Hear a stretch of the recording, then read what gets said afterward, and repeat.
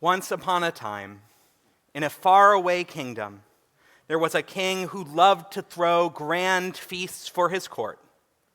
One day, after hiring a new royal chef, and we don't talk about what happened to the old royal chef, he asked the new royal chef to prepare the best dish in the world for his next feast.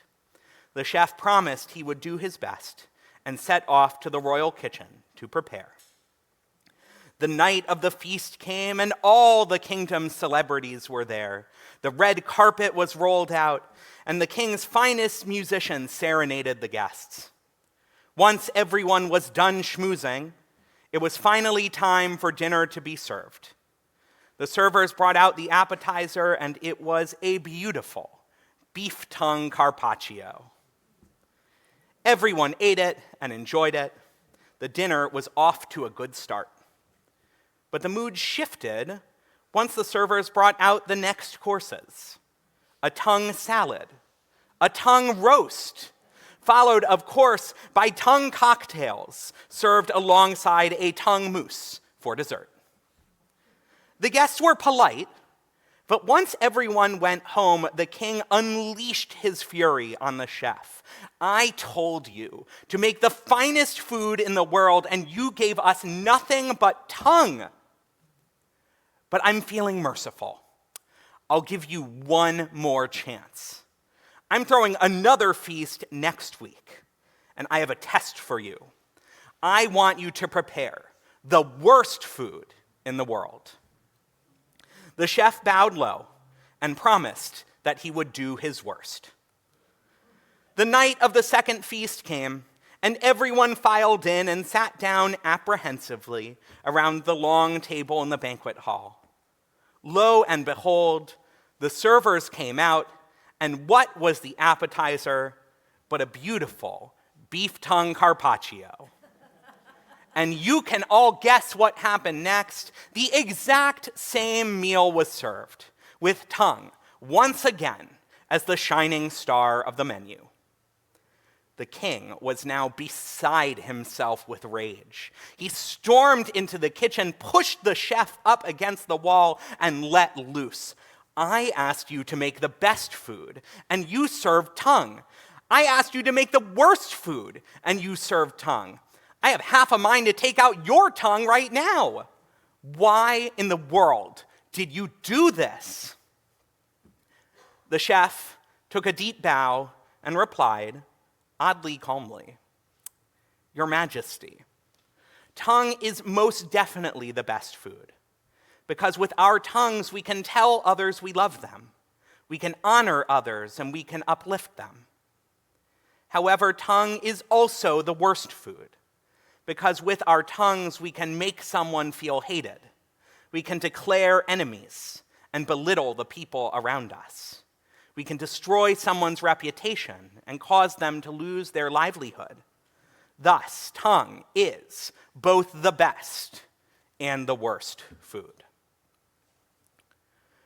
Judaism is no stranger to the idea that something can be used for both good and evil.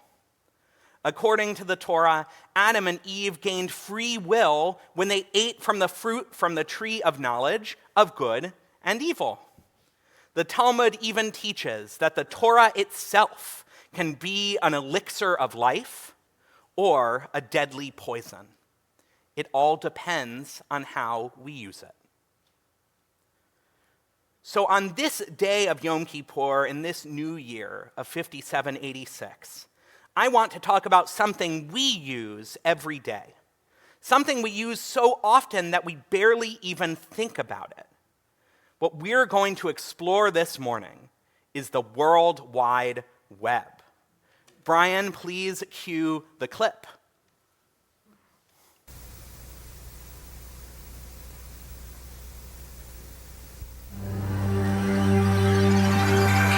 On your mark, get set. We're riding on the internet, cyberspace, set free.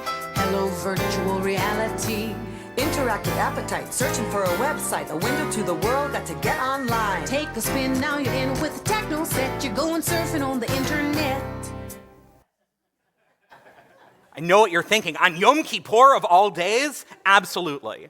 I tell all of my B'nai Mitzvah students when they're writing their Divrei Torah, you do anything you can to make sure people remember the lesson. So I think we're on our way there. I also have to wonder if they just went with the first draft of that song. The words mean nothing. So that is from a 1997 instructional video for kids about the possibilities of the internet. We were so hopeful. Now, I don't remember 1997 looking that blurry, but apparently it was. So, Rabbi Simon, you're going to have to forgive me for waxing nostalgic a little bit. But that was around the time that I first logged onto America Online, which kids called the internet through your phone line because phones used to connect to the wall. Back then, it felt like the internet had so much promise. Much of the original architecture of the internet was actually developed by the US Department of Defense, so that government and university researchers could share information with each other. Essentially, nerd-to-nerd communication.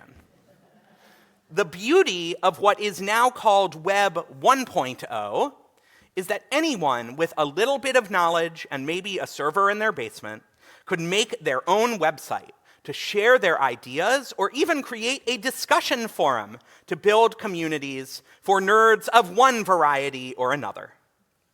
Just to get a sense of the aesthetic, here's what our own temple website looked like in 2001. Right? Like classic Web 1.0. It's perfect. Now, to me, what exemplifies the promise of the early internet is Wikipedia, which looked back then like that. It's not that different. Wikipedia was started by Jimmy Wales in 2001. And while we know it's not perfect, particularly on topics related to Israel, the idea that anyone could share their expertise and make it freely available to anyone is a pretty remarkable idea. Web 1.0 at its best was about democratizing access to information and forming connections between people across the world so we could deepen our knowledge and empathy. As we read in our Torah portion this morning, the Torah is not in heaven or beyond the sea. No, it is very close to you, in your mouth and in your heart, and on Wikipedia. Web 1.0 was certainly not perfect. I'm not a naive nostalgic. But it was a bit more wild, a little less polished, and certainly more human. Web 2.0, which is what we live with now, changed how that was all done. Not everyone had the know-how to make their own website. So the new internet focused on creating platforms where anyone could share whatever information or images they wanted. Modern social media sites like Facebook, TikTok, or the site formerly known as Twitter, meant that everyone had their own megaphone. If you ate a sandwich and liked it, you could shout it to the world. Starting a new business, let your friends' friends, and your friends' friends know about it. And now, everything is great. And we all have a delightful time talking to our friends on social media, which definitely is not hollowing out social relationships, worsening our mental health, and driving political polarization that undermines democracy and fragments trust in our society. We would never let that happen, would we? By the way, sarcasm is one of those things that's hard to detect over the internet. But in person, it's a lot easier. Social media could certainly be a tool for the kind of holy connection that Jewish people find in our texts, our rituals, and our commitment to acts of loving kindness. It could be a veritable paradise where folks from all walks of life and myriad experiences come together to celebrate shared values and, where we disagree, have meaningful conversations that deepen our understanding of diverse viewpoints. Facebook, when it began, really seemed like a place to connect with family, to reconnect with old friends, to post articles and find people who like the same weird stuff that you like, or to share pictures of our wonderful dogs. Oh, how did that get in there? Oh my gosh, we're gonna have a conversation about this later. Oh boy. And all of that is even though we know that Mark Zuckerberg started Facebook to rank the attractiveness of female students at Harvard. Oops. But we've fallen into the kinds of snares that turn this technology from an elixir of life into a deadly poison. I'm not an expert on social media, but I've lived with it and I've lived without it. I consider myself somewhat terminally online, so I've been paying very close attention to how all this has shaken out. So this morning, I'd like to help dispel some of our misconceptions about social media so that we can begin to use it in a much holier way. Number one, the rabbis tell us that the Torah was given freely in the wilderness, but nowadays, nothing that's free is actually free. Social media apps aren't free because companies are kindly offering a public forum for discussion. They have a fiduciary responsibility to maximize profit for their shareholders. Now, there's nothing wrong with making money. Pirkei Avot tells us, Ein kemach, ein Torah. If there's no bread, that is money or sustenance, there's no Torah learning. But I think many of us believe that we're customers when we're actually the product. Our attention is the most valuable commodity that any social media company has.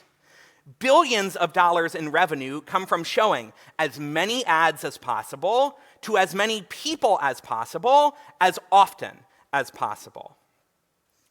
Some of Facebook's internal documentation was leaked to the Wall Street Journal in 2021. It showed that their platform prioritized anger-provoking posts because they created more engagement and therefore more ad views. If you've ever seen an article or something someone posted that made you so mad that you just had to comment, that's proof that this works. We need to understand that these apps will do anything to keep our eyes glued to the screen as long as possible without regard for social consequences and with no concern for our well-being. We get into a fight online, it harms an important relationship in our lives, and Facebook cashes a check. Number two, we are constantly being manipulated. One of the biggest differences between Web 1.0 and Web 2.0 is that in Web 1.0, when you go to a website, you knew that everyone else was seeing the same thing.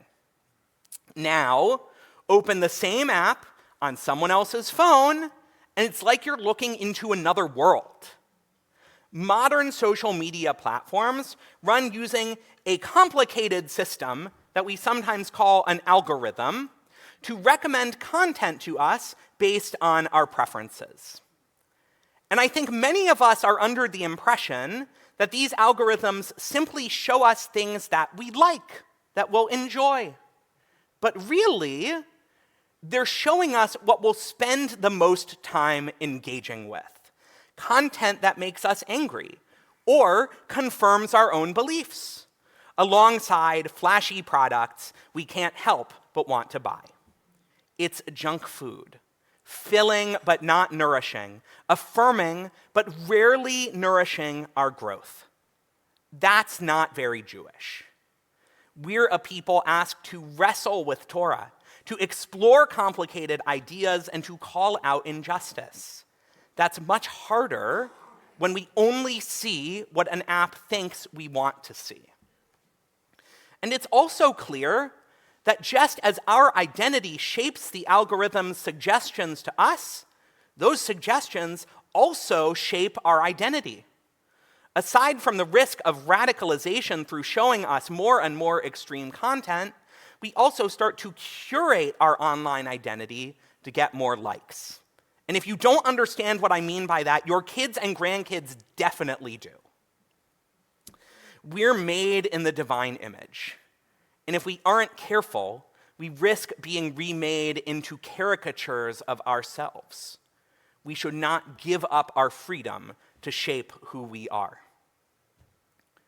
Number 3, social media is hardly ever the best place to have serious conversations.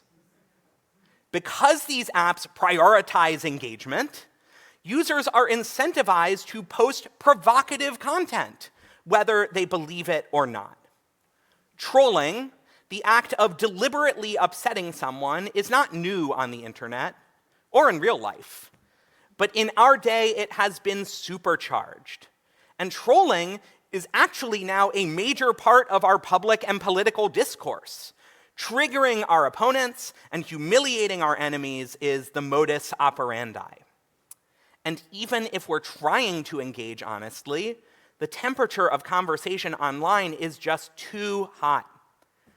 I've seen people I know in real life post comments in all caps that I could never imagine them saying to someone's face. When you're with someone in person, it's just different. You can pick up on their facial expressions and their body language and their intonation.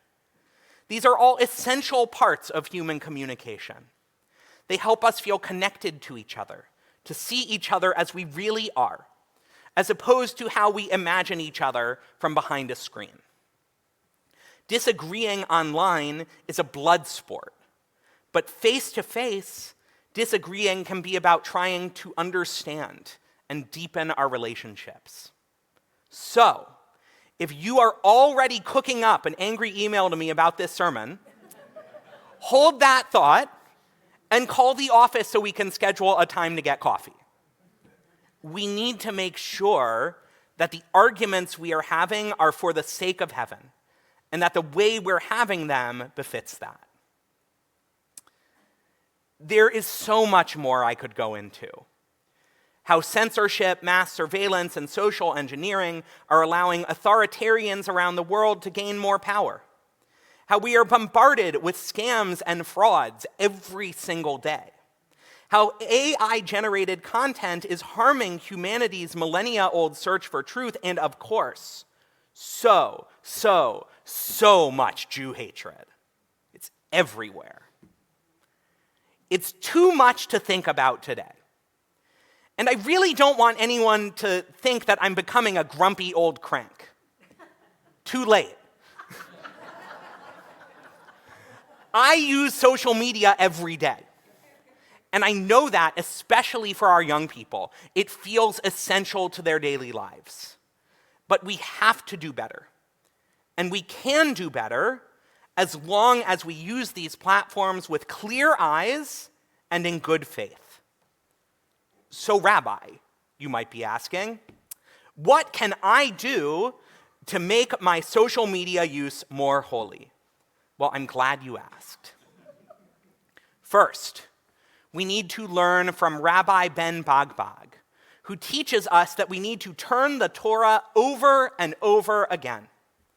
Often, what we see on social media is designed to tap into our immediate emotional and instinctual reaction. If you see something that makes you feel strongly, take a deep breath and check other sources. It could be skewed, it could be fabricated, it could be real, but fishing for your engagement, or even your personal information. Read widely to broaden your horizons and build critical thinking. Be skeptical and ask good questions. Trust your gut if your gut tells you that something is a little fishy, or improbable, or just a little too perfect.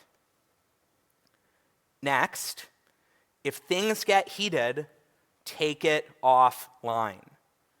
Our relationships are too precious to risk over an argument or misunderstanding in the comment section. Meet in the park or get coffee, or you can still do this, talk on the phone. The sound of someone's voice or the look on their face will remind us of our shared humanity. We're all flawed and fragile and make mistakes. As Dan Nichols teaches us, we are beautiful and broken too. That should transcend any online drama. Last, and I know this is the hardest one, we need to spend less time on our phones and more time together. These devices and the connectivity that they offer us are life-changing. But screen time is time we're not exercising or sleeping. But more importantly, it's time we're not spending with other people, even if we're all sitting in the same room on our phones. It happens a lot. Texting, by the way, is a beautiful short-form communication, but it's not a substitute for the time we spend together. And with friends and family who live far away, FaceTime can be a great way to get FaceTime. There is something powerful about being in one another's presence. And I think that a lot of our problems are caused by not seeing each other. These technologies are here to stay. And they're likely to become even more embedded in our daily lives in the years ahead. That is all the more reason for us to learn to use them thoughtfully, responsibly, and in ways that further the common good. Like the tongue in the story, remember that? They can be used to create holy connection to each other, to build empathy, and to learn from people from all walks of life. Or we can let them tear us apart, fracturing relationships, eroding the social contract, and undermining trust in our fellow human beings. The choice, as it has been made clear from the very beginning of the book of Genesis, is ours to make. On this Yom Kippur, may we shape our use of technology to serve holy purposes, to connect, to learn, to care, and to bring humankind closer to an era of peace and understanding, so that we can be God's partners in repairing this broken world. Gamar Chatima Tova. May all of us be sealed for good in the book of life.